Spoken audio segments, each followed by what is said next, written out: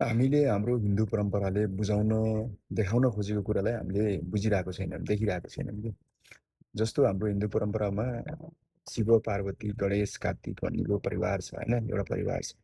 त्यसमा हामीले शिवजीलाई पनि पुज्छौँ, पार्वतीलाई पनि पुज्छौँ होइन, गणेशजीलाई पनि पुज्छौँ र कार्तिकजीलाई पनि पुज्छौँ। अब शिवजी र पार्वती त ल ठिक छ, बाबुआमा हो, तिनीहरू यति शक्तिशाली भएपछि गणेश र कार्तिक चाहिँ किन शक्तिशाली हुन पर्थ्यो र होइन? गणेश सर र कार्तिक त शक्तिशाली नभए नि हुन्थ्यो नि त, उनको बच्चाहरू हो। आफ्नो बाबाआमा शक्तिशाली भएपछि त भइगयो नि। तर पनि हामीले गणेशजीलाई सबसे पहिला, सबैको पूजा गर्नुभन्दा पहिला गणेशजीलाई पूजा गरिन्छ।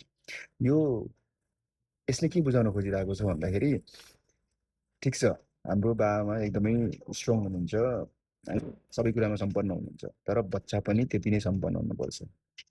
हामी सबै आफू युनिक छौँ र हामीले सबैले आफ्नो आफ्नो क्यारेक्टरलाई चाहिँ बुझ्नु जरुरी छ भनेर सिकाउन खोजेको थियो। हामी सबैसँग शक्ति छ भनेर सिकाउन खोजेको, तर हामीले त्यो कुरालाई मिस गर्यौँ र पूजा मात्रै गर्न खोज्यौँ। सो यति राम्रो कुराहरू छ, त्यसलाई चाहिँ हामीले बुझ्न जरुरी छ। सो मन पऱ्यो भने लाइक, सेयर एन्ड कमेन्ट गर्न नबिर्सनु होला। Thank you.